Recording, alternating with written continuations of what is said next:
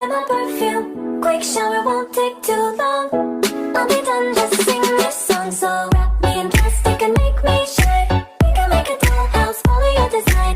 Let's build a dog out of sticks and twine. I can call you master, you can call me mine. Wrap me in plastic. Story I heard about myself. This one happened in high school. We had this teacher in high school whose kid went to our high school. His name was Mr. McNamara, and his son Jake McNamara went to our high school. He was a sophomore when I was a senior, so he was 2 years behind me. And Mr. McNamara was an asshole. And one weekend, he and his wife decided to leave town, which you should never do if you're an asshole. And Jake McNamara decided to throw a party at the teacher's house. Hooray!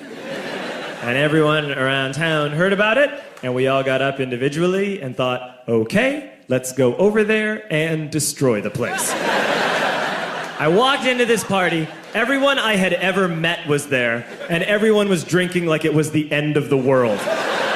People were drinking like it was the Civil War and a doctor was coming to saw our legs off.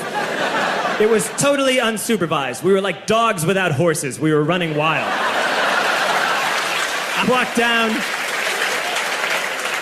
I walked down to the basement. They had a pool table in the basement. One dude took a running start and threw his body onto the pool table and broke it in half. Another kid found out which room was Mr. McNamara's and went upstairs and took a shit on his computer.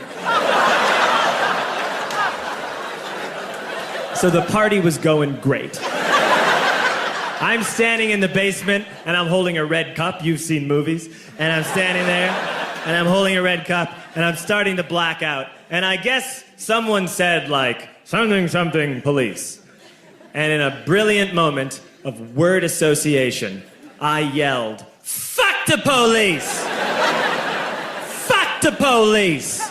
And everyone else joined in. 100 drunk white children yelling, fuck the police. With the confidence of guys who have like already been to jail and aren't afraid of it anymore. You know, that like, I'll serve my nickel, you come and take me confidence. But white children. The reason someone had said something, something, police was because the police were there. So a Chicago police officer walked down the stairs and got to the bottom in the basement and looked out over a sea of drunk toddlers yelling, fuck the police, in his face.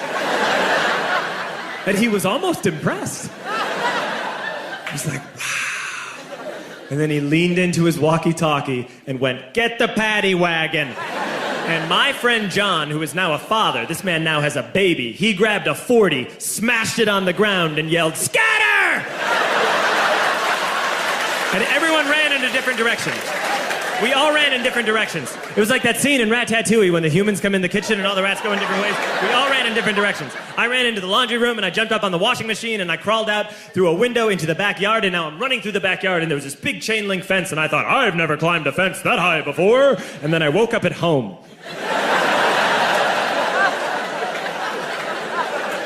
On Monday, I went to school because that's what we did back then.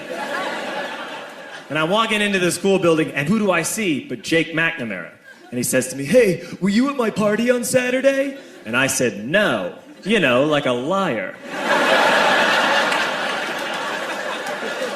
And he said things got really out of hand. Someone broke the pool table. Someone took a shit on my dad's computer. But the worst thing, he says, the worst thing is that someone stole these old antique photos of my grandmother, and my parents are freaking out about it. And I had that thought that only blackout drunks and Steve Urkel can have.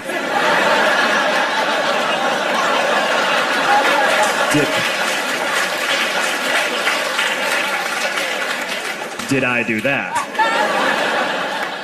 I figured, no, I wouldn't have done that. But I was never sure until 2 years later. Relax.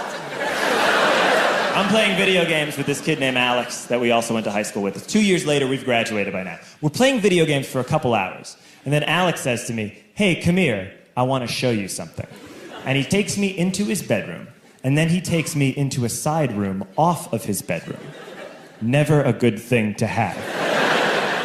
And he shows me a tiny room that is covered wall to wall in stolen antique photos from different people's parties over the years.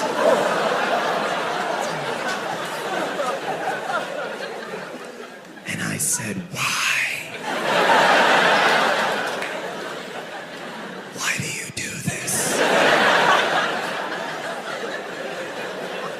And Alex said, because it's the one thing you can't replace. And my perfume, quick shower won't take too